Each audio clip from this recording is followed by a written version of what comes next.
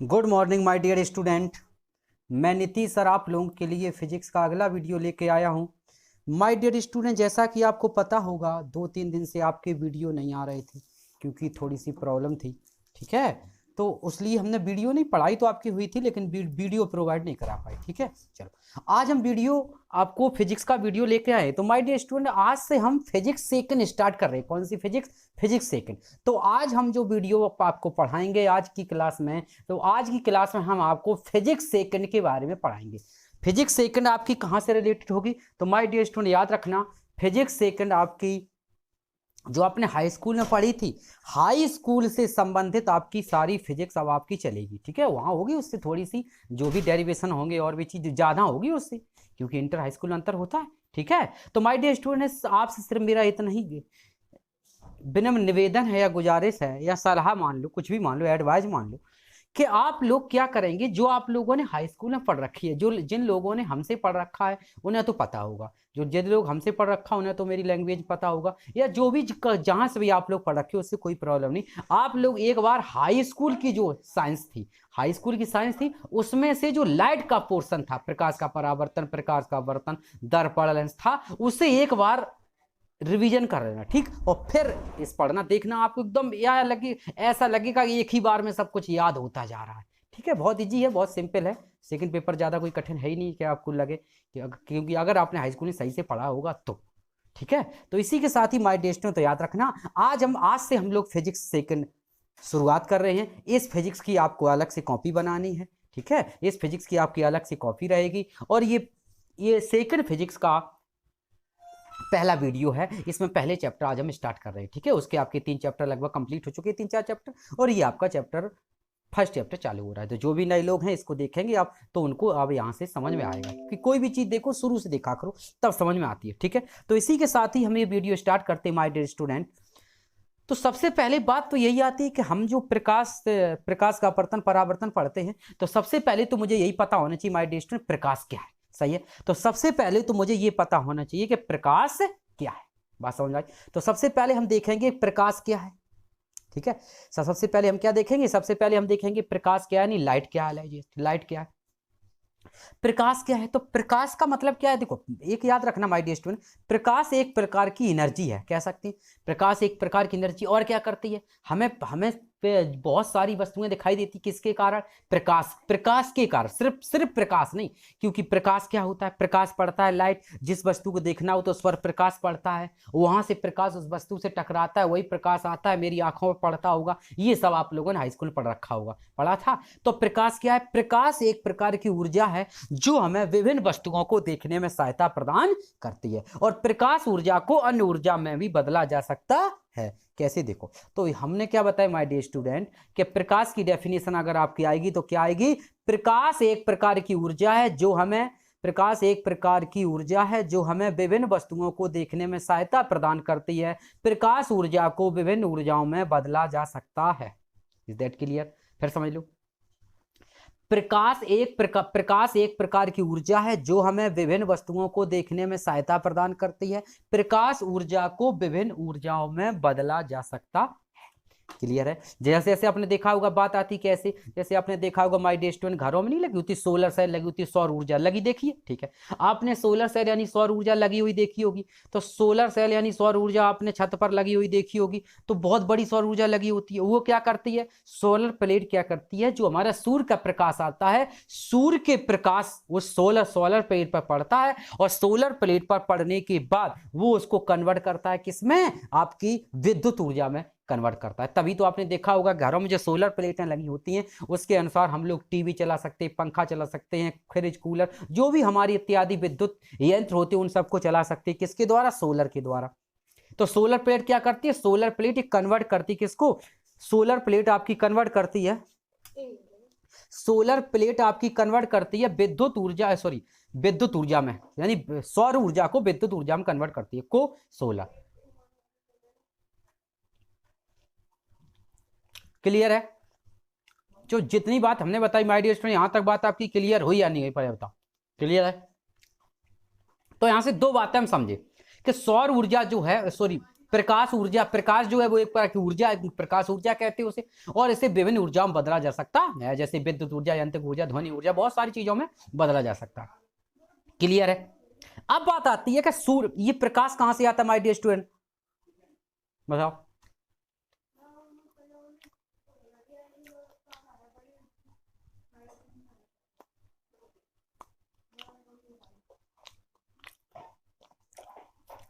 अगर हम आपसे पूछें ये प्रकाश कहां से आता है तो आपका आंसर होगा क्या सर, प्रकाश तो सूर्य से आता है। आप कह सकते हैं बेखटक, सही है। अब हम आपसे पूछे ये बताओ बेटा, प्रकाश सूर्य से तो आता है, लेकिन सूर्य हमें प्रकाश कैसे देता है, पता है? सुनो, प्रकाश हमारा सूर्य से आता, ध्यान समझना, प्रकाश हमारा सूर्य से आता है, ये बात हम आपकी मानते हैं, ठीक, प्रकाश सूर्य से आता है, ठीक। प्रकाश सूर्य से क्या आता है, प्रकाश में एक अभिक्रिया, सूर्य में एक अभिक्रिया होती है, उसे बोलते हैं नाभिकीय संलयन। कौन सी होती है? नाभिकीय संलयन, ध्यान रखना। प्रकाश में एक ऊर्जा होती है जिसे हम नाभिकीय संलयन अभिक्रिया कहते हैं, ऊर्जा, ठीक है। सूर्य में एक नाभिकीय संलयन अभिक्रिया होती है जिसके कारण सूर्य हमें प्रकाश और ऊर्जा देता है। सूर्य पर नाभिकीय संलयन अभिक्रिया क्यों होती है? क्योंकि आपने पढ़ा होगा नाभिकीय अभिक्रिया दो प्रकार की होती है, ध्यान समझना। नाभिकीय अभिक्रिया दो प्रकार की होती है, एक होती नाभिकीय संलयन अभिक्रिया, एक होती नाभिकीय विखंडन अभिक्रिया, ठीक है। नाभिकीय संलयन अभिक्रिया का मतलब होता है जिसमें दो या दो से अधिक परमाणु जुड़ते हैं और विखंडन टूटते हैं, ठीक है। ये थोड़ा सा पार्ट बहुत बड़ा हो जाएगा, ज्यादा हो जाएगी, ठीक है। अपने टॉपिक पर आओ। तो सूर्य की बात करें, सूर्य में दो अभिक्रियाएं होती, नाभिकीय संलयन, नाभिकीय विखंडन, नाभिकीय संलयन अभिक्रिया होती। क्यों? क्योंकि सूर्य पर सबसे अधिक मात्रा में हाइड्रोजन गैस पाई जाती है, याद रखना।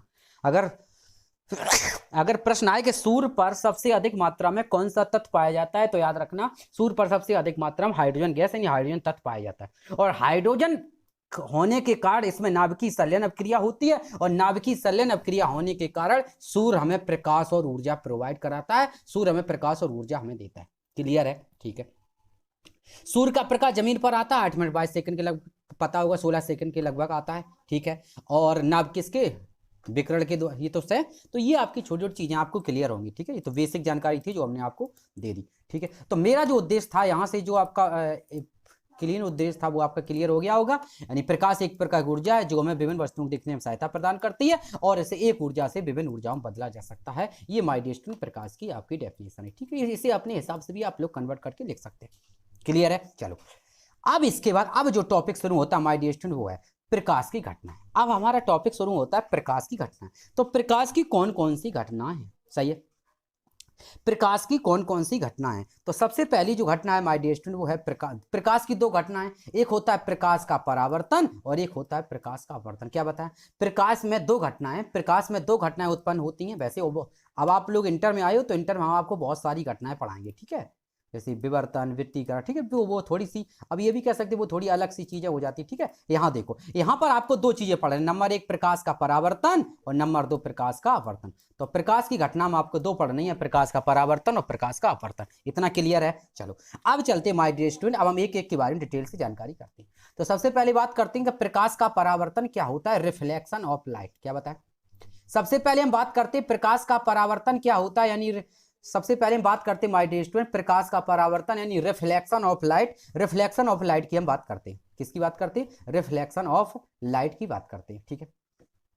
रिफ्लेक्शन ऑफ लाइट की बात करते हैं, क्या होता है देखो पहले, तो सबसे पहले देख लो, जब कोई प्रकाश किरण एक माध्यम से चलकर दूसरे माध्यम की सतह से टकराकर वापस उसी माध्यम में लौट आती, अर्थात उसका लगभग समस्त प्रकाश परावर्तित हो जाता है, लगभग, ठीक है। मतलब कोई प्रकाश कर रही, जैसे मान लो प्रकाश कर ऊपर से आ रही माय डियर स्टूडेंट, ऊपर से प्रकाश कर रही, जैसे ही टकरा करके लगभग संभवतः, तो ऐसा तो नहीं 100%, कुछ परसेंट तो छूट ही जाएगा प्रकाश, तो यहाँ से आती है टकरा करके लगभग संभवतः सारी प्रकाश ऊपर लौट जाती है, तो इस घटना को प्रकाश का परावर्तन कहते हैं। कैसे? देखो ध्यान समझना, फिर देख लो, इतनी बात समझ आई। जब कोई प्रकाश कण एक माध्यम चलकर दूसरे माध्यम सतह से टकराकर वापस उसी माध्यम में लौट आती है, तो इस घटना को प्रकाश का परावर्तन कहते हैं। इतना तो आप लोगों ने पढ़ा होगा, ठीक। फिर ये हमने एक थोड़ा सा जोड़ दिया, अर्थात उसका लगभग समस्त प्रकाश परावर्तित हो जाता है। जैसे मान लो कोई चीज आती है, जैसे मान लो कोई चीज, मान लो बेटा, जैसे मान लो आप खेत में बीज बोया जाता है, तो जितना बीज बोया जाता है समस्त हो जाता है, कुछ चिड़ियाँ चुन जाती हैं, कुछ बिखर जाता है, कुछ अंकुरित नहीं होता है, कुछ बेकार हो जाता है। तो हम मान के चलते हैं कि जब सब कुछ जम जाता है, संभवतः समस्त बीज जमे आता है तब तब तब उसमें बहुत घना हो जाता है, क्या था ना। तो वही ये है कि प्रकाश लौट जाता, हमें लगता है सारा लौट गया, लेकिन कुछ ना कुछ तो रह जाता होगा। तो वही बात है हमने क्लियर, क्योंकि आप लोग इंटर में, तो इंटर में एक चीज, प्रत्येक चीज क्लियर होनी चाहिए, ठीक है, थोड़ी डीपली ज्ञान होना चाहिए। वही हमने इसलिए एक लाइन इसमें बढ़ा दी, ठीक है। आप लोग इतना लिख दो, कोई दिक्कत नहीं होगी। अर्थात उसका लगभग समस्त प्रकाश परावर्तित हो जाता है, इस घटना को प्रकाश का परावर्तन कहते हैं। अब देखो ध्यान से देखना, देखो ध्यान देखना माय डियर स्टूडेंट, ये देखो, ठीक है, ये मेरा एक मेरा ये एक लाइन है, इस पर हमने पॉलिश कर दी, ये परावर्तक पृष्ठ है, ठीक है। एक हमारी प्रकाश कण आ रही है, ध्यान समझना, ये हमारी प्रकाश कण क्या हो रही, आ रही है, ध्यान समझना, ठीक। ये मेरी प्रकाश कण ऊपर से आ रही है, जैसे मेरी प्रकाश कण आ रही है तो ध्यान रखना, जो प्रकाश कण आती है उसे हम आपतित प्रकाश कण बोलते हैं, ठीक। जो प्रकाश कण आती है उसे आपतित प्रकाश कण बोलते हैं। और ये जो बीच में 90 अंश का कोण बनाता है, बना रहा, ये जो हमारा अब बीच में 90 अंश का कोण बनाता है इस पृष्ठ के साथ, उसे हम बोलते हैं अभिलंब। क्या बोलते हैं माय डियर, उसे अभिलंब बोलते हैं। और जो प्रकाश कण आके टकरा के लौट जाती है उसे बोलते हैं हम परावर्तित प्रकाश कण। क्या बोलते हैं, उसे हम परावर्तित प्रकाश कण बोलते हैं। इतनी क्लियर। आगे देखो, ये जो बीच में लाइन है, ये जो बीच में लाइन है, इसे हम बोलते हैं, ये जो बीच में लाइन है, इसके ऊपर जो होता है उसे बोलते हैं माध्यम 1, और इस लाइन के नीचे जो होता है उसे बोलते हैं माध्यम 2। क्लियर है, ऊपर माध्यम 1 और नीचे माध्यम 2, ठीक है। अब माध्यम 1 2 कुछ भी हो सकते हैं, उनसे अभी आपको कोई मतलब नहीं, सिर्फ समझ लो। ऊपर हमने मान लिया ये माध्यम 1, माध्यम क्या होता है, जैसे जैसे मान लो माय डियर स्टूडेंट, आपके हाथ में टॉर्च है, टॉर्च आपने जगाई, टॉर्च तो आपने टॉर्च जैसे ही लगाई तो टॉर्च से प्रकाश कण निकली, आपने पानी में टॉर्च लगाई, तो जैसे ही टॉर्च से प्रकाश निकला, प्रकाश चला, पहले कहां चला, वायु में, पहले प्रकाश वायु में चला, फिर जैसे ही तालाब में पानी में चला गया, फिर किस में चला, पानी में। तो जो वायु में प्रकाश वायु में चला वो माध्यम अलग हो गया, और पानी में चला गया वो माध्यम अलग हो गया। तो माध्यम कितने हो गए, 2 माध्यम हो गए। तो यहां पर भी माध्यम 2 हो गए। बात क्लियर है, ठीक है। आप यहां तक कोई टेंशन। और पहली बात तो यही रखना माय डियर स्टूडेंट, जब परावर्तन पढ़ रहे ऊपर की हम व्याख्या करेंगे, माध्यम 2 की हमारी रिक्वायरमेंट होगी, ठीक है, लेकिन बता दिया अभी, ठीक है। आप सुनो, आप सुना ध्यान से। मान लो ये मेरी आपतित प्रकाश कण, ठीक है, इधर चली, मान लो हमने मान लिया माय डियर स्टूडेंट, एक प्रकाश कण यहां से चली, आपतित प्रकाश कण चली, जैसे ही प्रकाश कण यहां से चली, और ये बिंदु है, जैसे ही प्रकाश कण यहां से चली और ये परावर्तक पृष्ठ से टकराई, जैसे ही परावर्तक पृष्ठ से टकराई और इधर मुड़ के इधर निकल गई, जो निकल गई उसे क्या बोलते हैं, परावर्तक प्रकाश कण। इसी को प्रकाश का परावर्तन कहते हैं। अब देखो परिभाषा कैसी है, जब कोई प्रकाश किरण एक माध्यम से चलकर आ रही है, एक माध्यम से चलकर दूसरे माध्यम की सतह से टकराकर वापस उसी माध्यम में लौट आती है, इस घटना को प्रकाश का परावर्तन कहते हैं। क्लियर है, फिर समझ लो। जब कोई प्रकाश किरण एक माध्यम से चलकर दूसरे माध्यम की सतह, देखो दूसरा, देखो ये जो बीच की लाइन है माय डियर, अगर इसके नीचे आएंगे तभी तो दूसरा होगा, दूसरे माध्यम की सतह, क्योंकि इधर माध्यम 1 और इधर माध्यम 2, दोनों की सतह ही तो है। जब कोई प्रकाश कण एक माध्यम से चलकर दूसरे माध्यम की सतह से टकराकर वापस उसी माध्यम में लौट जाती है, इस घटना को प्रकाश का परावर्तन कहते हैं। माय डियर स्टूडेंट, ये बताओ यहां तक बात क्लियर है। प्रकाश का परावर्तन पहले तो हाई स्कूल पढ़ा होगा, तो आपको ज्यादा समझाने की जरूरत नहीं है, इतना क्लियर है। ये प्रकाश कण, अब देखो इसमें एरो लगाएंगे तो प्रकाश कण ऊपर से आई, इधर टकराई, टकरा के इधर निकल गई, इसमें एरो किधर की ओर लगाओगे, ऊपर की ओर। क्लियर है, तो ये देख लो, ये हमारी प्रकाश कण ऊपर से आ रही, सही है। तो हमारी इसमें प्रकाश कण कहां से आ रही, ऊपर से, इसमें प्रकाश कण ऊपर से आई और टकरा के कहां निकल गई, निकल गई, ठीक है। जब कोई प्रकाश कण एक माध्यम से चलकर दूसरे माध्यम की सतह से टकराकर वापस उसी माध्यम में लौट आती है, इस घटना को प्रकाश का परावर्तन कहते हैं।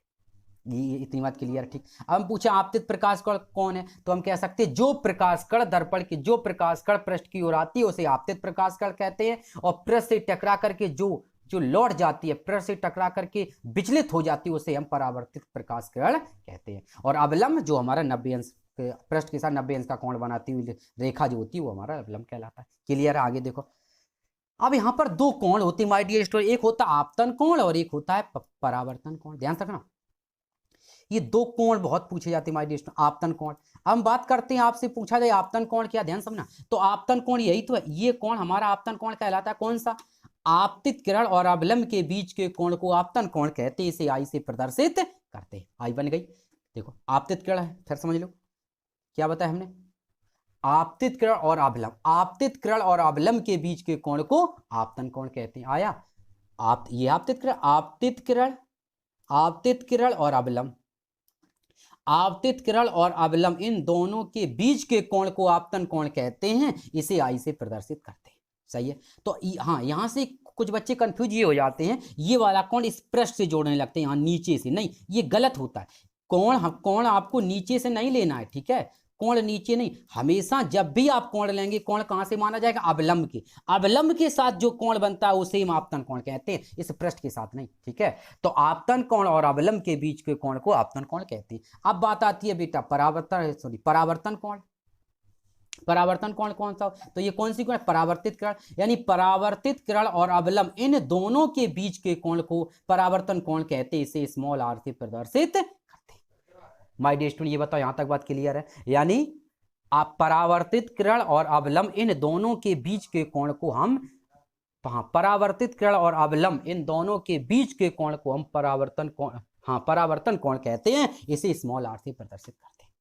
तो माय डियर स्टूडेंट, यहाँ बिल्कुल ये जो हमने पॉलिश कर दी, ठीक है, ये पॉलिश कर दी, इससे प्रकाश कण इधर ना आए, उधर ही सारा लौट जाए, ठीक है। तो माय डियर स्टूडेंट, ये प्रकाश का परावर्तन क्लियर हुआ, यानी जब कोई प्रकाश कण आती है टकरा के लौट जाए तो प्रकाश का परावर्तन, ठीक है। आपतन कोण समझ गए, परावर्तन कोण, आई आर, सारी चीजें समझ गए, यहाँ तक क्लियर है। चलो आगे हम चलते हैं, यहाँ तक क्लियर हो गया माय डियर स्टूडेंट, क्लियर है। चलो अब आगे बात करती है, जो प्रकाश का परावर्तन पढ़ा, अब इनके नियम होते हैं कुछ, तो अब हम पढ़ते हैं प्रकाश के परावर्तन के नियम। क्या पढ़ेंगे? प्रकाश के परावर्तन के नियम। तो प्रकाश के परावर्तन के दो नियम हैं। कितने नियम है? दो।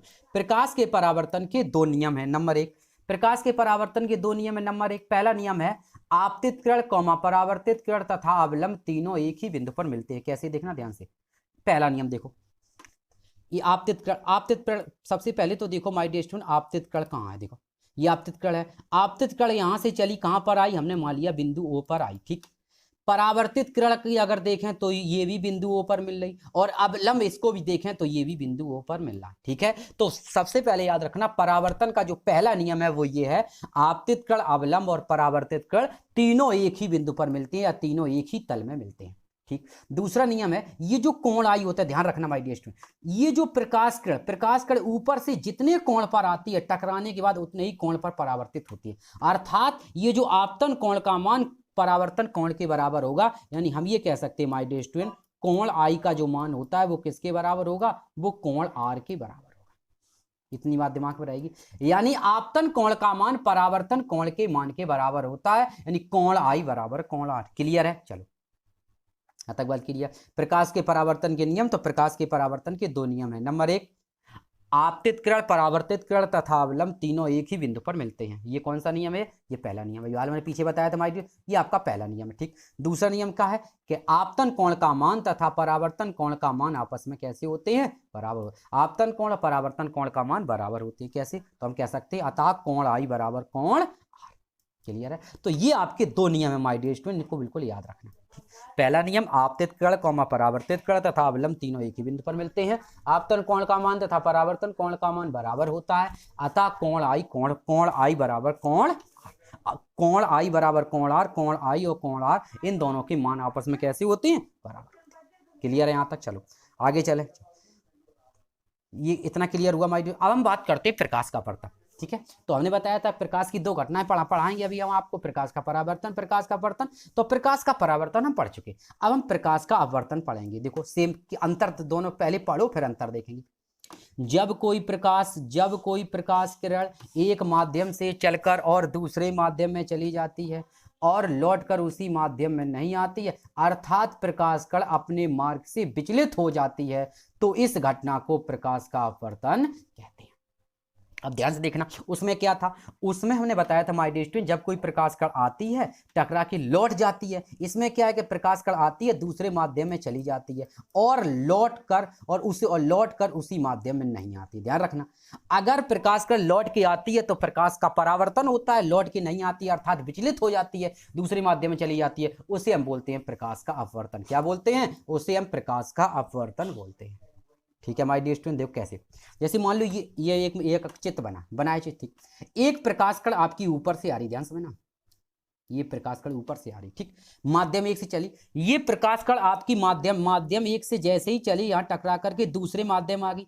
जब प्रकाश कण आपकी दूसरे माध्यम में आ गई, ये लौट के वापस उसी माध्यम में नहीं जाती है, तो इसे प्रकाश का परावर्तन कहते हैं। एक और यहीं से परिभाषा बना सकते, देखो ये जो प्रकाश कण यहाँ आ रही, अगर माय डियर स्टूडेंट ये जो आ रही है, अगर इसकी हम सीध देखें, ध्यान से समझना, अगर इसकी हम सीध देखें तो इसको इस तरह से जाना चाहिए सीधे। अगर हम सीध की बात करें तो इसको ऐसा जाना चाहिए था, बिल्कुल स्ट्रेट, इसको इस तरह से स्ट्रेट जाना चाहिए था, इस प्रकाश कण को इस तरह से स्ट्रेट जाना चाहिए, लेकिन इस स्ट्रेट मतलब सीधी न जाकर के नीचे की ओर झुक जाती है, अर्थात नीचे की ओर झुक करके ऐसी चली जाती है। इसे बोलते हैं प्रकाश का अपवर्तन। कहा था, अर्थात प्रकाश कण अपने मार्ग से विचलित हो जाती है। मतलब जैसे प्रकाश कण यहां से आई, प्रकाश कण यहां से आई, जैसे प्रकाश कण यहां से आई तो इस प्रकाश कण को ऐसा सीधा जाना चाहिए, सीधी नहीं जाएगी, या तो इधर ऊपर झुक जाएगी या नीचे झुक जाएगी। हमारे कहने का मतलब अर्थात प्रकाश कण का जो मार्ग है, क्या बताया हमने बताया अर्थात प्रकाश कण का जो मार्ग है वो प्रकाश कण अपने मार्ग से कैसी हो जाएगी, विचलित हो जाएगी। इसी को प्रकाश का अपवर्तन कहते हैं।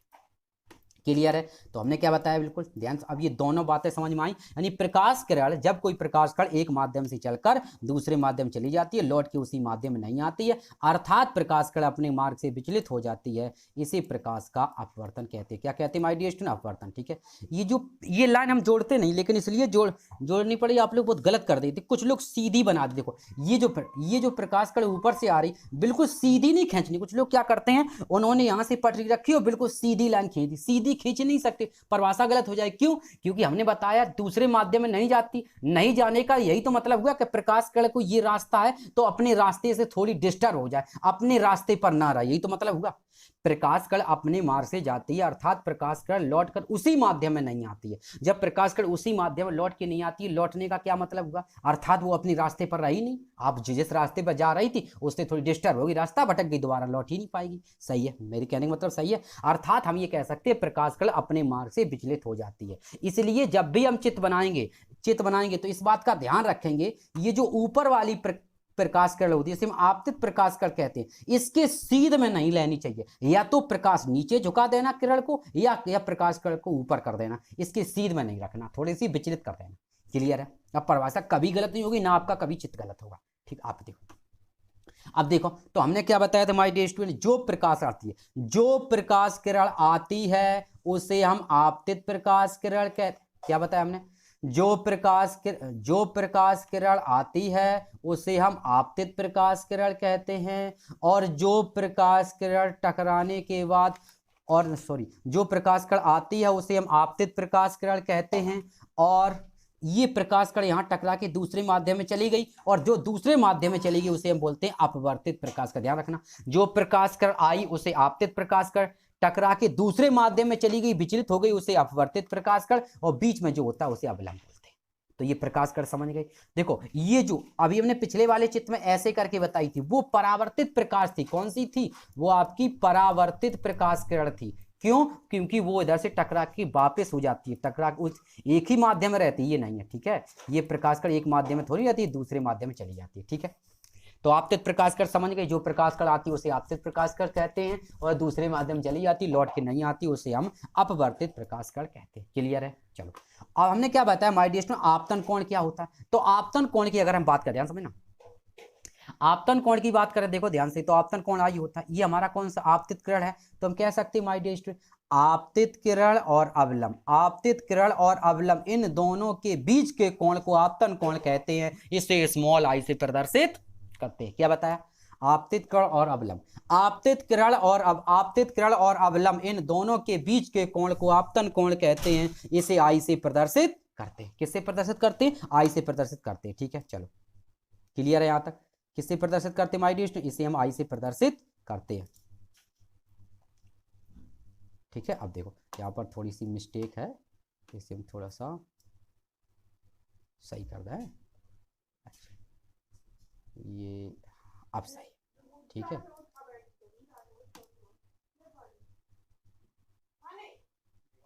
ठीक है, अब ये क्यों यहाँ पर थोड़ी सी मिस्टेक ये हो गई थी।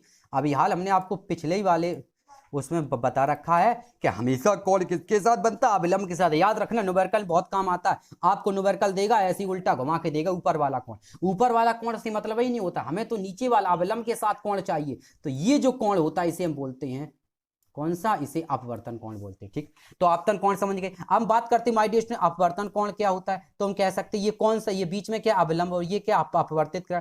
अविलंब और अपवर्तित किरण के बीच के कोण को अपवर्तन कोण कहते हैं। नाम से याद रखो। देखो जैसे आपतित, आपतित मात्र आपतित मतलब आपतन कोण, अपवर्तित मतलब अपवर्तन कोण बन गया। और किसके साथ, दोनों ही बीच दूसरा जो लेना है रेखा वो आपकी अविलंब के साथ लेनी है, याद रहेगा। ठीक है, अविलंब और आपतित कोण, अविलंब और आपतित किरण के बीच के कोण को आपतन कोण कहते हैं। अविलंब और अपवर्तित किरण के बीच के कोण को अपवर्तन कोण कहते हैं। इसे स्मॉल आर से प्रदर्शित करते हैं। किससे प्रदर्शित करते हैं, इसे स्मॉल आर से प्रदर्शित करते हैं। क्लियर है माय डियर स्टूडेंट, इतनी जितनी बात हमने आपको बताई इतनी बात बिल्कुल क्लियर है। चलो यहाँ तक क्लियर है। अब आप बात करते आगे। अब इनके भी जैसे मैंने बताया था, अब देखो ये जो बीच वाली लाइन होती है माय डियर स्टूडेंट पॉलिश नहीं होती। क्यों, क्योंकि अगर पॉलिश होगी तो प्रकाश कण ऊपर से नीचे थोड़ी आ पाएगी। ठीक, ये माध्यम एक, ये माध्यम दो, ये छोटी छोटी चीजें हैं। अब आगे देखो इसके नियम होंगे। तो सबसे पहला नियम तो वही होगा जो हमने प्रकाश का परावर्तन बताया। देखो आपतित किरण, अवलंब और अपवर्तित किरण तीनों एक ही बिंदु पर मिलते हैं। सही है, तो पहला रूल प्रकाश के परावर्तन, प्रकाश के अपवर्तन दोनों का एक ही होता है। आपतित किरण, अवलंब और परावर्तित किरण तीनों एक ही तल में या तीनों एक ही बिंदु पर मिलते हैं। क्लियर है। चलो दूसरा नियम था, उसमें था उस प्रकाश के परावर्तन में हमने बताया था माय डियर स्टूडेंट कि आपतन कोण का मान परावर्तन कोण के मान के बराबर होता है। लेकिन इसमें नहीं होता, इसमें होता आपतन कोण की जया। ध्यान रखना, आपतन कोण की जया। जया जो देखो इधर देखो, जो जया होता है हिंदी में जया बोलते हैं, जया होता है, जया को साइन, जो साइन होता है साइन, हाँ सही, साइन, साइन आपने पढ़ा होगा, साइन को हिंदी में जया बोलते हैं। क्या बोलते हैं माय डियर स्टूडेंट, जया। और जो कॉस होता है, कॉस को कॉजिया बोलते हैं। क्या बोलते हैं, कॉजिया। टेन को टेंजेंट पढ़ा होगा। ठीक है, तो हमारी दो से काम होते हैं हमारी फिजिक्स में। ठीक है, बाद में हिंदी से मतलब नहीं हमें। साइन होता है, साइन को हिंदी में हम जया बोलते हैं, कॉस को कॉजिया बोलते हैं। दो बातें बिल्कुल क्लियर है। चलो, तो उसने कहा आपतन कोण की जया, जया मतलब साइन, आपतन कोण क्या होता है, आई, यानी साइन आई। ध्यान समझना, आपतन कोण की जया और परावर्तन कोण की जया, नहीं आपतन को, हाँ आप अपवर्तन, सॉरी, आपतन कोण की जया और अपवर्तन कोण, अपवर्तन कोण कौन सा आर है, इसमें परावर्तन है ही नहीं, यानी साइन आई बटे साइन आर। हम ये कह सकते हैं, क्या कह सकते हैं, यहां से हम कह सकते हैं माय डियर स्टूडेंट, आपतन कोण की जया और परावर्तन कोण की जया का जो अनुपात होता है वो एक नियतांक होता है। इसे स्मॉल एन से प्रदर्शित कर सकते हैं। क्लियर है, क्या बताया, आपतन कोण की जया, आपतन कोण की जया और आपतन कोण की जया और परावर्तन कोण की जया का अनुपात एक नियतांक होता है। इसे स्मॉल एन से प्रदर्शित कर सकते हैं। क्लियर है माय डियर स्टूडेंट, ये बताओ यहां तक क्लियर है, यहां तक कोई प्रॉब्लम तो नहीं। ओके, यहां तक बिल्कुल, यहां तक क्लियर है। यानी साइन आई बटे साइन आर बराबर नियतांक। सही है, साइन आई बटे साइन आर बराबर एन। ठीक है, यानी आपतन कोण की जया और अपवर्तन कोण की जया का अनुपात एक नियतांक होता है। इसे स्मॉल एन से प्रदर्शित करते हैं। और जो स्मॉल एन होता है इसे अपवर्तनांक कहते हैं। क्या कहते हैं, अपवर्तनांक। ठीक है, ये बेसिक जानकारी अभी समझाई, अब आगे आ जाओ, सब कुछ पढ़ेंगे। ठीक है, तो इतनी बात समझ गए, ये हम आगे आपको बताएंगे। अब हम बात करते हैं प्रकाश के अपवर्तन के नियम। ठीक है, तो माय डियर स्टूडेंट प्रकाश के अपवर्तन के नियम पढ़ेंगे जैसा पीछे बताया। तो आप प्रकाश के अपवर्तन के भी दो नियम है। नंबर एक क्या बताया था हमने, पीछे समझा चुके एक बार। क्या बात, आपतित किरण, आपतित किरण कौमा अवलंब तथा परावर्तित किरण तीनों एक ही बिंदु पर मिलते हैं। तो ये आपका पहला नियम रहा। पहला नियम क्या रहा, आपतित किरण, अवलंब और सॉरी यहाँ परावर्तित किरण नहीं है, यहाँ पर कौन सी किरण है, अपवर्तित किरण।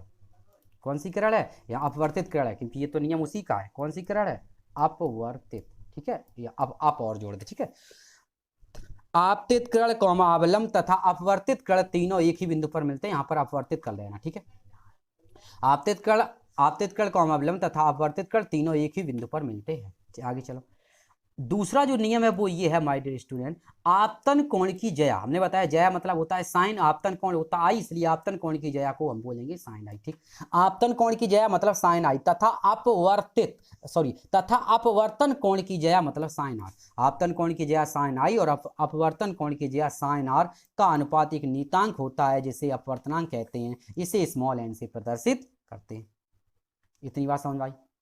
इसे स्मॉल एन से प्रदर्शित करते। इन दोनों का अनुपात, अब देखो जब इनके अनुपात की हम बात करें माय डियर स्टूडेंट, तो साइन आई ऊपर जाएगा, साइन आई बटे साइन, इन दोनों का जो अनुपात होगा वो किसके बराबर होता है, अपवर्तनांक के बराबर होता है। यानी साइन आई बटे साइन आर बराबर नीतांक, कोई एक नीतांक होता है। और नीतांक क्या मानते हैं, जहां एन एक क्या है, जहां एन एक नीतांक है, यानी साइन आई बटे साइन आर बराबर, इसे हम स्नेल का नियम कहते हैं। My dear student very very most important, ये आपकी जितनी भी लाइट चलेगी सब में परेशान करेगा आपको, इसलिए दिमाग में रख लो। स्नेल एक वैज्ञानिक थे बढ़िया से। साइन आई बटे साइन आर बराबर एन, जहां एन एक नीतांक है इसे हम स्नेल का नियम भी कहते हैं। और जहां एन क्या, याद रखना, जहां एन क्या है, एन आपका अपवर्तनांक है। क्या होता है, अपवर्तनांक। क्या होता है माय डियर स्टूडेंट, अपवर्तनांक होता है। यानी विभिन्न माध्यमों में प्रकाश की चालों का जो अनुपात होता है वो एक अपवर्तनांक कहलाता है। कैसे, वो अभी जब टॉपिक चलेगा तब आपको आएगा, ठीक है। अभी समझ लो, जहां एन एक नीतांक है जिसे अपवर्तनांक कहते हैं, साइन आई बटे साइन आर बराबर एन होता है, इसे हम स्नेल का नियम कहते हैं। ये बहुत पूछा जाता है, स्नेल का नियम किसे कहते हैं, साइन आई बटे साइन आर बराबर एन को एक स्नेल का नियम कहते हैं।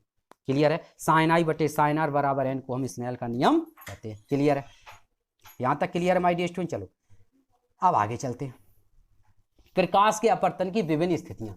तो प्रकाश का जो अपवर्तन होता है इसकी विभिन्न स्थितियां होती कौन कौन सी, देखो। जब प्रकाश कण सघन माध्यम से विरल माध्यम में जाती है, ध्यान समझ ना, जब प्रकाश कण सघन माध्यम से विरल माध्यम में जाती है, तो मेरी बात ध्यान से समझ लो। कुछ लोगों को पता होगा कि सर सघन और विरल का मतलब क्या है, ये तो मतलब होता है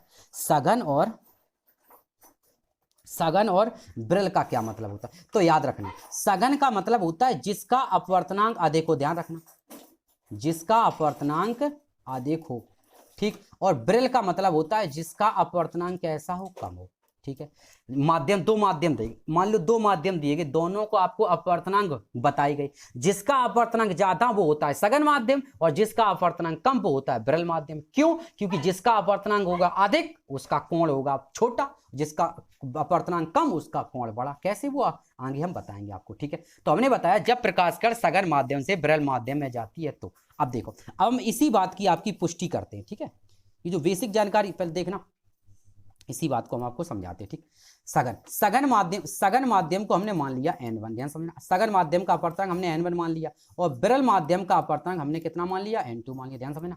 सघन माध्यम का अपवर्तनांक n1 और विरल माध्यम का अपवर्तनांक हमने मान लिया n2 मान लिया। अब मुझे पता है माय डियर स्टूडेंट, हमने क्या बताया, सघन माध्यम वो होता है जिसका अपवर्तनांक अधिक होता है, अभी बताया। सघन माध्यम का अपवर्तनांक कैसा होता है, अधिक होता है। तो इसको हम ऐसे करके लिख सकते हैं माय डियर स्टूडेंट, अभी मैथ की भाषा हम समझा रही थी, तो इसको हम ऐसे करके लिख सकते हैं n1 is greater then n2। लिख सकते या नहीं लिख सकते, बताओ। जब मुझे पता है कि सघन माध्यम वो होता है जिसका अपवर्तनांक अधिक होता है, अगर सघन का अपवर्तनांक n1 माना है तो हम ये कह सकते हैं n1 is greater then n2, कह सकते हैं, ठीक। अगर इसके नीचे हम एक मान लें, मतलब गुणांक एक मान लें कांस्टेंट, अगर इसमें एक का गुणांक कर सकते हो तो होता ही, तो n2 का इधर हम भाग दे दें तो ये हमारा क्या बन जाएगा, ये हमारा बन जाएगा माय डियर स्टूडेंट n2 बटे n1 इज ग्रेटर देन 1। क्या बन जाएगा, बन जाएगा, सही बताओ, इतना बन जाएगा माय डियर स्टूडेंट। तो ये आपका बन जाएगा n2 बटे n1 इज ग्रेटर देन 1 बन जाएगा। क्लियर है, n2 बटे n1 इज ग्रेटर देन 1। अब मुझे अब ध्यान से समझना, ठीक है। चलो n2 बटे n1 बटे सॉरी n1 बटे n2 इज ग्रेटर देन 1 बन गया, ठीक। अगर इसी को हम पलट दें, देखना, अगर इसी को हम पलट दें तो ऐसे करके लिख सकते हैं n2 बटे n1, ध्यान समझना, ऐसे लिख सकते हैं। ऐसे हम इसको लिख सकते हैं n2 बटे n1, जब इसको हम पलट देंगे तो ये वाला चिन्ह उधर चला जाएगा, यानी क्या हो जाएगा, ये बन जाएगा, यानी n2 बटे n1 इज ग्रेटर, n2 बटे n1 इज लेस देन 1 बन जाएगा।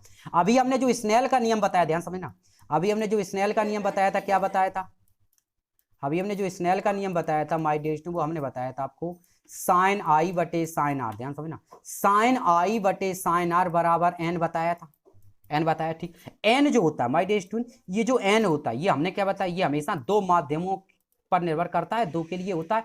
तो इसका जो मान होता है माय डियर स्टूडेंट, वो आपका होता है n2 बटे n1। क्या बताया हमने, इसका मान होता है n2 बटे n1। क्लियर है, क्या होता है n2 बटे n1, सही है। इसका मान होता है माय डियर स्टूडेंट n2 बटे n1, ठीक। मुझे पता है n2 बटे n1 क्या है, बताओ, बोलो। अभी हमने क्या बताया माय डियर स्टूडेंट, अभी हमने आपको क्या बताया कि अब मुझे पता है n2/n1 जो है लेस देन 1 होता है, तो इसकी जगह जब आप पुट करेंगे तो ये आ जाएगा साइन आई बटे साइन आर, ध्यान समझना, साइन आई बटे sine R is less than 1 होगा। ठीक, अगर कैंची गुणा कर देंगे तो हम ये कह सकते हैं sine I is less than sine R के बराबर होगा, sine I is less than sine R के बराबर होगा। ठीक, अगर दोनों तरफ से हम ज्यामितीय अनुपात छोड़ दें, बहुत छोटे हैं, तो हम ये कह सकते हैं कोण आई इज लेस देन कोण आर कह सकते हैं। यानी हम ये कह सकते हैं कोण आई जो होगा वो कोण आर के मान से छोटा होगा, मतलब आई का मान आर के मान से छोटा होगा।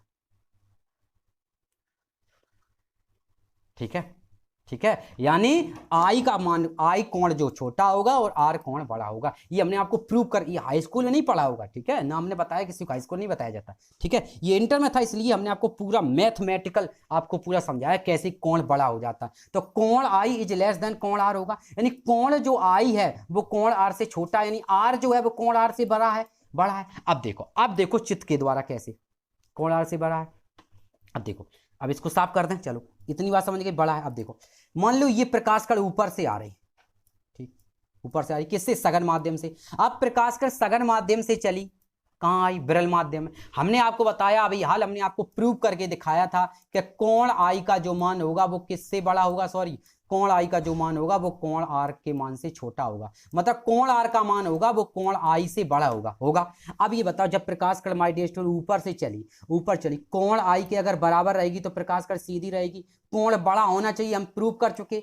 जब ये नीचे वाला कोण बड़ा होगा तो प्रकाश कण कहाँ जाएगी, ऊपर जाएगी, अर्थात ये कोण बड़ा होगा, अर्थात प्रकाश कण ऊपर बढ़ेगी। अतः हम ये कह सकते हैं कि प्रकाश कण अवलंब से दूर हटेगी, कह सकते हैं, बताओ। अतः हम ये कह सकते हैं कि प्रकाश कण अवलंब से कैसी हटेगी, दूर हटेगी। तो यही आपका पहला पॉइंट होता है, ये रहा, ये इसका आंसर रहा, जब प्रकाश कण अवलंब से, अतः प्रकाश कण अवलंब से दूर हट जाती है। तो याद रखना, जब प्रकाश कण सघन माध्यम से विरल माध्यम में जाती है तो प्रकाश कण अवलंब से दूर हट जाती है।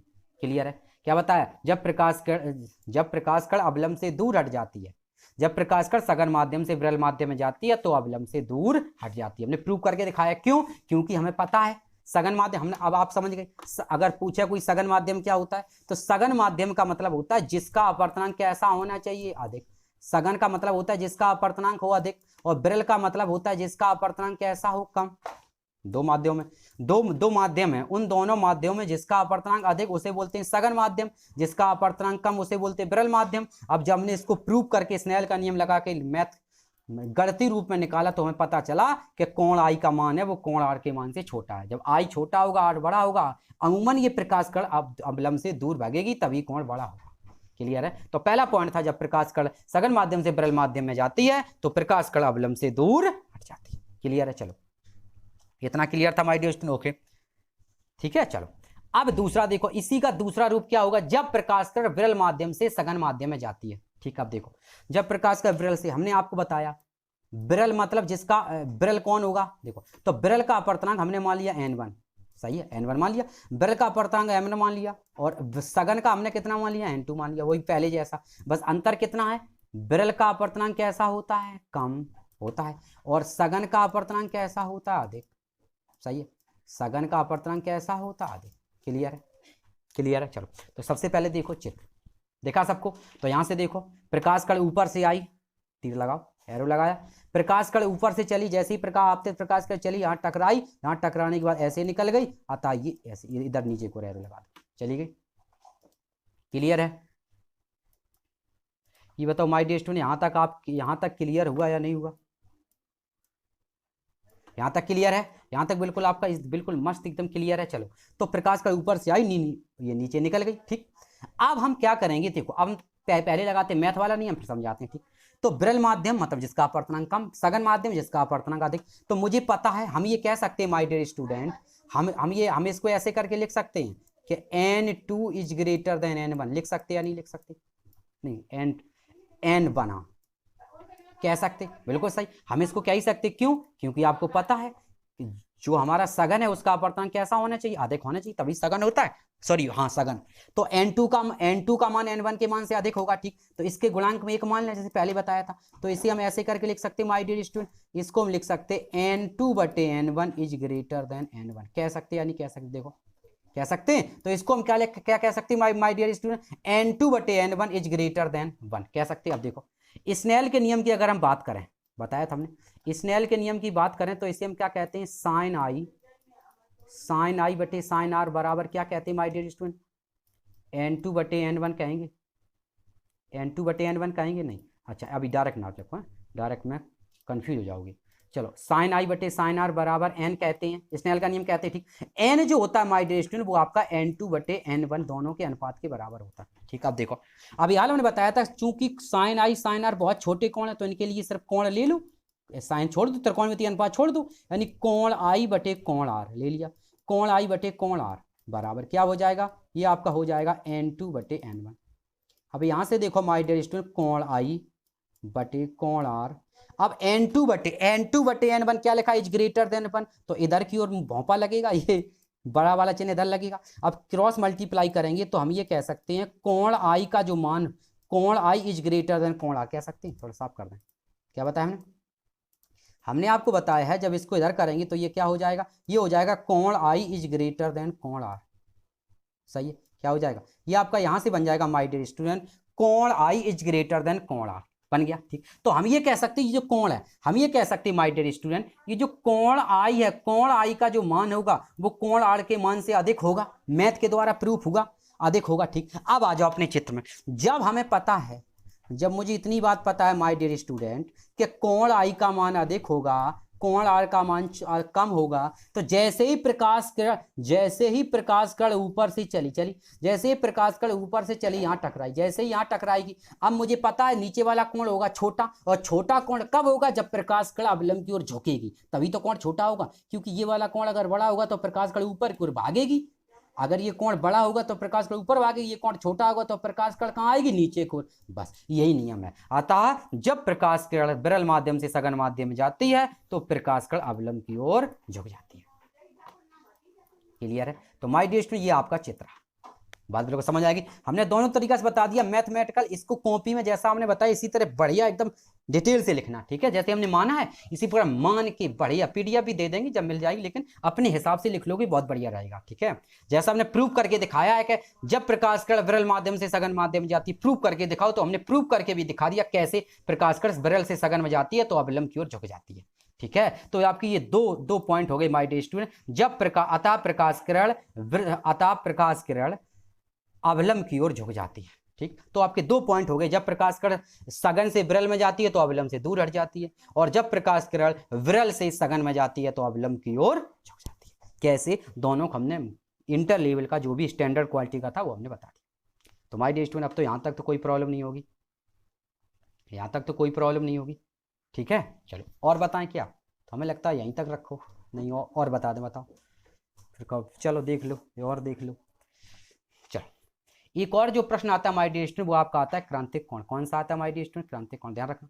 अगला आता है क्रांतिक कोण क्रिटिकल एंगल। क्रांतिक कोण क्या होता है, देखो क्रांतिक कोण, तो मान लो हमने क्रांतिक कोण, तो क्रांतिक कोण आपको पता, आप देखना ध्यान से, आपको क्रांतिक कोण ये है, आपको पता है माय डियर स्टूडेंट सघन माध्यम से विरल माध्यम जाती है। अब यार हमने प्रूव कराया कि जब प्रकाश किरण सघन माध्यम से, जब प्रकाश किरण सघन माध्यम से विरल माध्यम में जाती, किसमें, विरल में, बताया था, बिल्कुल सही हमने बताया था माय डियर स्टूडेंट। जब प्रकाश किरण सघन माध्यम से विरल माध्यम में जाती है तो अवलंब से दूर हट जाती है, अभी पीछे प्रूव किया। ठीक, तो जैसे ही प्रकाश किरण यहां से चली तो ये ऊपर इधर हट गई, ऊपर की ओर हटेगी, अवलंब से दूर हटेगी। ठीक, माय डियर स्टूडेंट अगर ये जो आपतित, सुनना, आपतित किरण है, अगर हम इस आपतित किरण को नीचे की ओर खींचे, मतलब नीचे की ओर, अर्थात ये जो आपतन कोण है इसको बढ़ाएं, मतलब ये जो लाइन है, ये आपतित किरण है, ये यहाँ ना रह करके इधर का आएगी। ठीक है, अगर हमने इस जो ब्लैक लाइन थी इसको खींच करके इस रेड लाइन पे लाई, तो ये जो ब्लैक लाइन थी ये वाली भी तो खींच के ऊपर के भाग जाएगी, ऊपर भागेगी। बस इस आपतन कोण को नीचे को इतना खींचो, इस कोण को, आपतन कोण को इतना बढ़ाओ कि ये जो प्रकाश कण, आपतित प्रकाश कण है, ये यहां ना रह करके कहां आ जाए, इसके ऊपर आ जाए, अर्थात ये प्रकाश कण इसके ऊपर, ये जो 90 अंश पे यहां पर आ जाए, अर्थात यहां पर कितने अंश का कोण बन जाए, यहां पर 90 अंश का कोण बन जाए। क्या बताया? अच्छा ज्यादा घूम गए, चलो साफ कर दें। ये प्रकाश कण ऊपर से आ रही है, ठीक, तो ये प्रकाश कण नीचे जा रही है। ठीक, अगर हम अगर हम इस आपतन कोण को इतना बढ़ाएं, अगर हम इस आपतन कोण को नीचे को इतना बढ़ाएं कि ये दो अपवर्तित किरण जो है इस बीच बना रह करके ऊपर की ओर आ जाए, अर्थात इसके ऊपर आ जाए, अर्थात प्रकाश कण इसके ऊपर आ जाए, यहां पर कितने अंश का कोण बन जाए, यहां पर आपका 90 अंश का कोण बन जाए। तो इस विरल माध्यम में 90 अंश का कोण बन जाए तो आपतन कोण में बने कोण को हम क्रांतिक कोण कहते हैं। क्या बताया? जो आपतन कोण में बने कोण को क्रांतिक कोण कहते हैं। इसे आई, सी या सी से प्रदर्शित। बात को समझ में आई? फिर समझो। जब कोई प्रकाश कण सघन माध्यम से विरल माध्यम में जाती है तो प्रकाश कण अवलंब से दूर हट जाती है। यदि सघन माध्यम में आपतन कोण को इतना बढ़ाएं कि उसके सापेक्ष विरल माध्यम में अपवर्तन कोण 90 अंश का हो जाए तो सघन माध्यम में बने आपतन कोण को क्रांतिक कोण कहते हैं। इसे आई, सी या सी से प्रदर्शित करते हैं। क्या बताया? तो हमने बताया माय डियर स्टूडेंट, इसे आई, सी या सी से प्रदर्शित करते हैं। क्लियर है? बिल्कुल बात बिल्कुल सिंपल लैंग्वेज में समझ लो कि जब प्रकाश कण सघन से विरल में जाएगी अवलंब से दूर हट जाएगी, तो बात सबको पता है। जब प्रकाश किरण सघन से विरल में जाएगी तो अवलंब से दूर हट जाएगी। सही है? ओके। जब प्रकाश किरण सघन माध्यम से विरल माध्यम में जाएगी तो अवलंब से दूर हट जाएगी। सही है। अब जब दूर हट जाएगी, ठीक। अब जब ये प्रकाश कण अवलंब से दूर हट जाएगी, तो अब यदि हम ऊपर वाला कोण माय डियर स्टूडेंट्स आपतन कोण को धीरे धीरे बढ़ाने लगे तो ये वाली प्रकाश कण ऊपर जाने लगेगी, और जैसे ये प्रकाश कण इसके ऊपर आ जाएगी, अर्थात जैसे ही यहाँ पर ये जो अपवर्तन कोण है 90 अंश का बन जाएगा, बस वहीं पर छोड़ दो, वो उस समय जो आपतन कोण होगा वो आपका क्रांतिक कोण कहलाता है। इसे आईसीआईसी से प्रदर्शित करते हैं। क्लियर है? माय डियर स्टूडेंट, क्रांतिक कोण बिल्कुल समझ में आ गया, ठीक। तो यहां से जो फॉर्मूला बनता है वो बनता है n बराबर 1/sin c। क्या बनता है? यहां से जो फॉर्मूला बनता है माय डियर स्टूडेंट वो आपका बनता है n बराबर 1/sin c। साइन सी या साइन ऐसी कुछ भी लगा सकते। कैसे ऐसे बनता है? बिल्कुल सिंपल तरीका, n बराबर sin 90 बटे साइन सी। साइन 90 का मान कितना हो? 1, तो n बराबर 1/sin c। ये आपका क्रांतिक कोण में यूज होता है, याद रखना, न्यूमेरिकल काम आएगा। ठीक है? तो माय डियर स्टूडेंट, क्रांतिक कोण होता है स्मॉल n बराबर 1/sin c। क्लियर? समझ में आ गया? चलो आगे चलो। अब देखो, अब जो हमने पीछे बताया तो उसी का देखो, अब परिभाषा देखो क्या है। जब प्रकाश किरण सघन माध्यम से विरल माध्यम में जाती है तो अवलंब से दूर हट जाती है। ठीक। यदि सघन माध्यम में आपतन कोण को इतना बढ़ाएं कि विरल माध्यम अपवर्तन कोण 90 अंश का हो जाए तो सघन माध्यम बने आपतन कोण को क्रांतिक कोण कहते हैं। इसे आईसी या सी से प्रदर्शित करते हैं। क्लियर? क्या बता माय डियर स्टूडेंट? इसे आईसी या सी से प्रदर्शित करते हैं। ओके चलो, और यहां से हम फॉर्मूला की बात करें तो क्रांतिक कोण का फॉर्मूला होता है n बराबर 1/sin c। क्या होता है? n बराबर 1/sin c। जिससे नोट करोगे, अगर IC से करोगे तो 1/sin IC लगा दो, और c लगाओगे तो n बराबर 1/sin c लगा दो। क्लियर है माय डियर स्टूडेंट? यहां तक क्लियर है? ही बताओ, अगर यहां तक कोई आपको प्रॉब्लम हो छोटी सी भी तो बता दो, हम क्लियर कर दें। बताओ, ठीक है? अगर यहां तक आपको कोई छोटी सी भी प्रॉब्लम है तो हमसे क्लियर कर लो। बात समझ में आ रही या नहीं आ रही? पहले बताओ, ठीक है? अगर छोटी सी भी प्रॉब्लम हो तो हमसे बिल्कुल क्लियर कर लो। ओके, और डेरिवेशन करा दें। डेरिवेशन क्या करा दे? बिल्कुल सिंपल, सामने तुमको बता ही रखा। चलो देख लो, है नहीं कुछ लोगों को प्रॉब्लम रहेगी कि कैसे होगा डेरिवेशन। देख लो, डेरिवेशन बता दिया, बस ऐसे ही आएगा। देखो मुझे पता, अब देखना, मुझे पता है आई बराबर, ध्यान समझना, पहले पीछे देखो, नहीं पहले पीछे चित्र में देखो, ठीक है? यहाँ से देखो, ऑल क्लियर कर दें। ये प्रकाश कण ऊपर से आएगी और ये वाली प्रकाश कण यहाँ चली आएगी, अर्थात यहाँ पर कितने अंश का कोण बन जाएगा? 90 अंश का कोण बन जाएगा। क्लियर है? ठीक। तो माय डियर स्टूडेंट, ये वाला जो कोण होगा यही तो क्रांतिक कोण कहलाएगा। ऊपर वाला इससे किससे प्रदर्शित कर देंगे? IC से प्रदर्शित करते हैं। तो ये बताओ, हम इसमें एक लाइन ये हम कह सकते हैं कि I जो होगा वो IC के बराबर होगा। ध्यान समझना, हम ये कह सकते हैं I जो होगा वो IC के बराबर होगा। ठीक। हम ये कह सकते हैं माय डियर स्टूडेंट, I जो होगा वो आपका IC के बराबर होगा। ठीक, I आपका IC के बराबर होगा। इज दैट क्लियर है? चलो, I आपका IC के बराबर होगा। आगे चलो, मुझे पता है I आपका IC के बराबर होगा। अच्छा ठीक, अब ये बताओ, नीचे वाला कोण R था, ठीक, ये जो स्मॉल r होगा ये किसके बराबर होगा? तो आप कहेंगे सर जी ये आपका 90 अंश का कोण बन गया, क्योंकि ये प्रकाश कण थोड़ी रहती है, अब तो इसके ऊपर आ जाती है। तो ये r जो होता है वो कितने अंश का बन जाता है? वो आपका 90 अंश का बन जाता है। यहां तक सबको समझ में आया? ठीक, ये आपका 90 अंश का बन जाता है। चलो आगे चलो, आगे चलो चलो। अब देखो, अब ये प्रकाश कण सघन माध्यम से विरल माध्यम जाती है। सघन की हमने मान लिया सघन का अपवर्तनांक 1 और इसका अपवर्तन यहाँ 1 नंबर, यहाँ 2 नंबर डाल दिया। ठीक, अगर हमें पता है प्रकाश कण सघन माध्यम से, हमें पता है प्रकाश कण सघन माध्यम सघन माध्यम के सापेक्ष विरल माध्यम का अपवर्तनांक है। तो प्रकाश कण सघन से विरल में जा रही, अगर प्रकाश यहाँ से निकालेंगे तो हम क्या लिखेंगे, माय डियर स्टूडेंट 1 and 2 लिखेंगे, ध्यान समझना, के सापेक्ष। ठीक है, सघन माध्यम के सापेक्ष विरल माध्यम का अपवर्तनांक, तो 1 and 2 लिखेंगे। 1 and 2 बराबर क्या बनेगा, साइन आई बटे साइन आर, ध्यान समझना, यही तो बनेगा, क्या बनेगा, साइन आई बटे साइन आर। ठीक है, साइन आई बटे साइन आर बनेगा। ठीक, क्लियर है, चलो साइन आई बटे साइन आर बनेगा। ठीक, आगे चलो।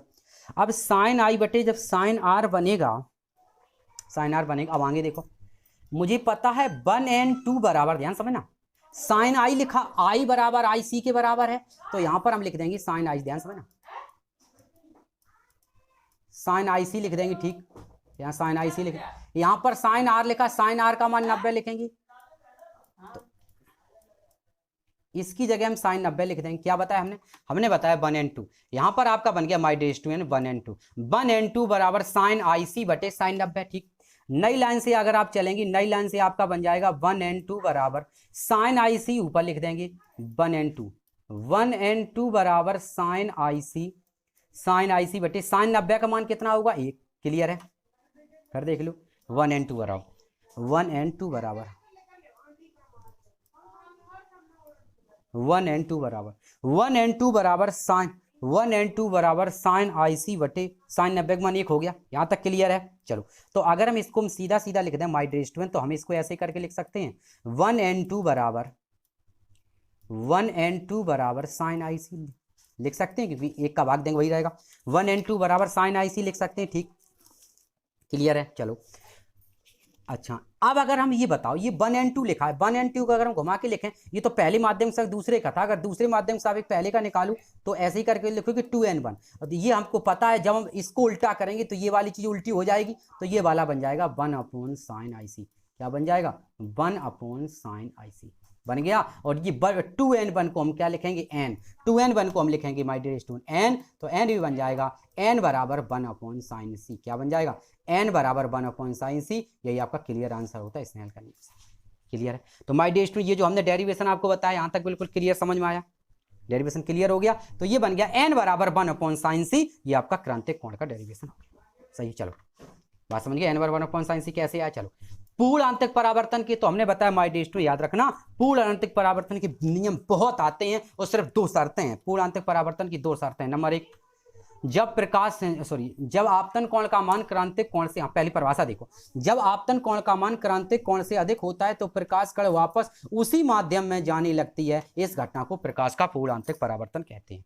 ठीक है, जब आपतन कोण का मान क्रांतिक कोण से अधिक होता है तो प्रकाश कण वापस उसी माध्यम में जाने लगती है। इस घटना को प्रकाश का पूर्ण आंतरिक परावर्तन कहते हैं। पूर्ण आंतरिक परावर्तन की 2 शर्तें हैं। कौन कौन सी। नंबर 1, तो पहला याद रखना माय डियर स्टूडेंट, सबसे पहली जो शर्त है वो ये है कि पूर्ण आंतरिक परावर्तन की 2 शर्तें हैं। नंबर 1, कि आपतन कोण का मान क्रांतिक कोण से अधिक, आपतन कोण का मान क्रांतिक कोण से अधिक होता है।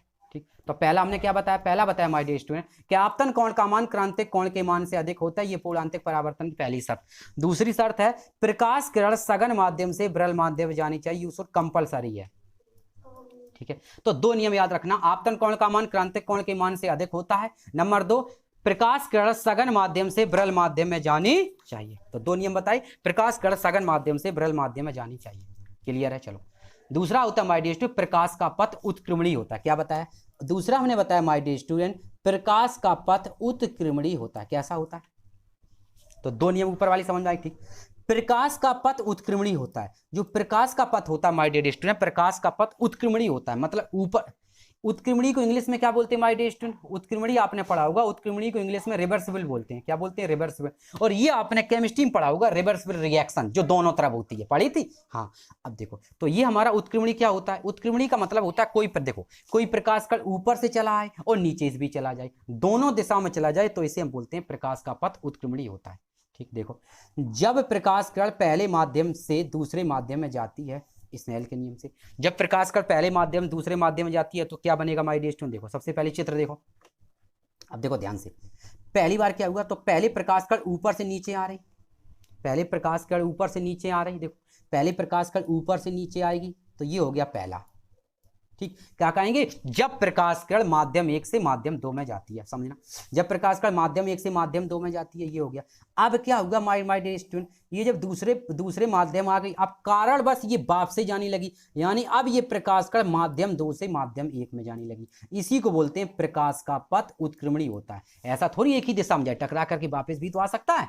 सही है, यानी पहले प्रकाश माध्यम 1 से माध्यम 2 में गया, फिर कारणवश से टकरा के या कुछ भी कारण होगा, फिर माध्यम 2 से माध्यम 1 में गया। इसके लिए हमें डेरिवेशन करना है। ये आपको पूरा वही प्रकाश के अपवर्तन का फिगर आपको दिख रहा होगा, दिख रहा है, ये आपतित किरण है, ये अपवर्तित किरण है, अवलंब है, आपतन कोण और अपवर्तन कोण।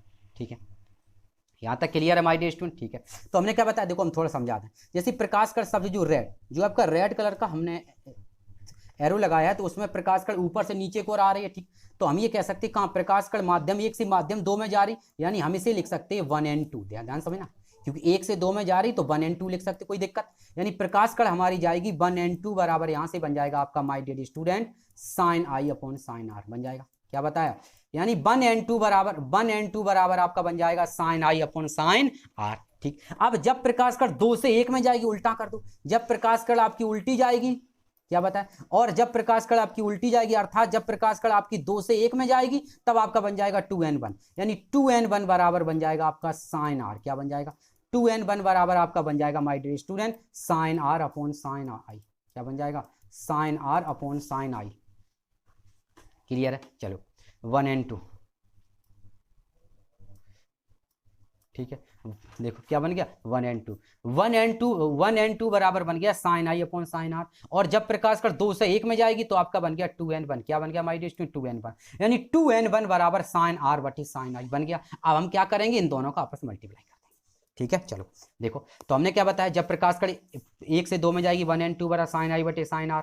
जब प्रकाश कण दूसरे से पहले में जाएगी तो क्या बन जाएगा स्नेल के नियम से, 1 and 2 बराबर sin R बटे sin I बनेगा उल्टा। चलो समीकरण 1 हुआ 2 से, दोनों का आपस में मल्टीप्लाई कर दो, कर दिया, तो 1 and 2 इंटू 2n1, देखो sin I से sin I cancel, sin R से sin R कैंसिल, ध्यान समझना, sin I से sin I cancel, sin R से sin R कैंसिल, कैंसिल कर दिया, तो यहाँ जब कुछ सब कुछ कट गया तो क्या बचेगा माय डियर स्टूडेंट? यहाँ पर बचा 1, यानी आपका बन गया 1 and 2 बराबर 2n1 बराबर 1। यही आपका आंसर होता है। ठीक है, इसका भाग दे दो, यही आपका होता है 1 and 3। ठीक है, ये आपका बहुत न्यूमेरिकल यूज था, हमने बताया था। देखो जैसे 1 and 2 यहाँ पर लिखा माय डियर स्टूडेंट 1 and 2 बराबर 1 अपॉन 2n1। अब देखो 1 and 2 लिखा, जैसे ही हमने इसको पलट दिया, 1 and 2 को जैसे पलट दिया, यानी 2n1 बन गया, तो ये 1 के बटे में आ गया, यानी 1 and 2 बराबर 1 बटे 2n1। 1 and 2 को हिंदी में पूछा तो आप कहेंगे पहले माध्यम के सापेक्ष दूसरे माध्यम का अपवर्तन। ठीक, और 2n1 पूछे तो आपका आंसर होगा दूसरे माध्यम के सापेक्ष पहले माध्यम का अपवर्तन। बस समझना, 1 and 2 पूछा तो पहले माध्यम के सापेक्ष दूसरे माध्यम का अपवर्तन, और 2n1 पूछा तो दूसरे माध्यम के सापेक्ष पहले माध्यम का अपवर्तन। सही है, तो ये फॉर्मूला होता है जब भी आपसे, अब देखो इससे रिलेटेड आपसे और भी पूछ सकता है। देखो जैसे यहाँ, जैसे हमने मान लिया y, एक जो दिया, एक अगर y मान लें, 2 के लिए हम जल मान लें, तो कैसे होगा? देखो तो इसके लिए फॉर्मूला कैसे बनता है, देखो एक के लिए y था, y के लिए हम a मानेंगे, एयर लगाएंगे, जल मतलब w लगाएंगे, तो बन गया a and w बराबर, अगर आपको a and w दिया, w n a पूछा, उल्टा पूछ दे, 1 के बटे में कर दे। सही है, यानी a and w बराबर 1 अपॉन w n a, ये आपका डेरिवेशन बन जाएगा। ठीक है, तो एक आपका बच्चा बना है माय डियर स्टूडेंट विभिन्न माध्यम प्रकाश किरण, यानी विभिन्न माध्यम में प्रकाश किरण, इसका जो फॉर्मूला होता है वो होता है आपका 3n2 बराबर 1n2 अपॉन 1n3। ये आपका क्लियर है। ठीक है, इसका हमने डेरिवेशन ठीक माय डियर स्टूडेंट, इसका जो डेरिवेशन था वो हम इस वीडियो में नहीं लाए, इसका डेरिवेशन आपको स्पेशल एक वीडियो में कल देंगे। ठीक है, इस वीडियो में स्पेशल देंगे, ये थोड़ा सा बड़ा भले वीडियो, इस वीडियो को सही से देखना, और मेरी पिछली कॉपी या कॉपी ना हो उससे कोई मतलब नहीं है, लेकिन पढ़ लेना, बुक्स इंटर की हो तो अच्छी बात, ना हो तो हाई स्कूल की तो होगी, उससे पढ़ लेना। ठीक है, और बढ़िया तरीके से नोट्स बनाना, PDF भी मिल जाएगी। ठीक है, और हमने डिटेल से वीडियो जरूर आपका बड़ा हो गया, लेकिन हमने आपको संभवतः एक एक चीज़ क्लियर करने की कोशिश की, 1 घंटा से ऊपर का वीडियो हो गया। ठीक है, तो इसका डेरिवेशन हम आपको कल वाली वीडियो में कराएंगे। ठीक है, तो वीडियो देखने के लिए धन्यवाद। आगे अगले वीडियो हम पढ़ेंगे PDF और नोट्स वीडियो के नीचे दिए गए हैं बाई नीतीश सर। ठीक है, तो इसी के साथ ही मैं नीतीश सर आप लोगों से विदा लेना चाहता हूँ, मन तो नहीं है लेकिन ले लें। ठीक है, ठीक है, अभी विदा ही लेंगे, किसी समय विदा होगी। ठीक है, चलो, तो इसी के साथ ही मैं नीतीश सर आप लोगों से शुक्रिया अदा। Okay, goodbye, have a nice day.